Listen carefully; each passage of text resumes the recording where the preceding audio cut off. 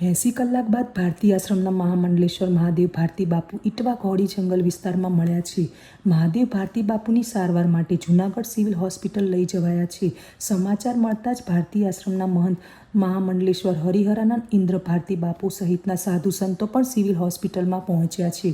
ભવનાથ ક્ષેત્રમાં આવેલા ભારતી આશ્રમના લઘુમંત 1008 મહામંડલેશ્વર મહાદેવ ભારતી 2 નવેમ્બર વહેલી સવારમાં 5 પાનાની સુસાઇડ નોટ લખી આશ્રમમાંથી ગુમ થયા હતા. બાપુએ લખેલી સુસાઇડ નોટ મળ્યા બાદ જૂનાગઢ પોલીસ અને વહીવટી તંત્ર દ્વારા તેમની સહી સલામત શોધવા માટે ગિરનારના જંગલમાં એક વિશાળ સર્ચ ઓપરેશન હાથ ધરવામાં આવ્યું હતું. જૂનાગઢ ગિરનાર મંડળના અધ્યક્ષ ઇન્દ્ર ભારતી બાપુએ જણાવ્યું હતું કે પોલીસ ડિપાર્ટમેન્ટની મહેનતને અમે વધાવીએ છીએ. છેલ્લા ઘણા દિવસોથી પોલીસના 500 જેટલા જવાનો સતત શોધખોળ કરી રહ્યા હતા.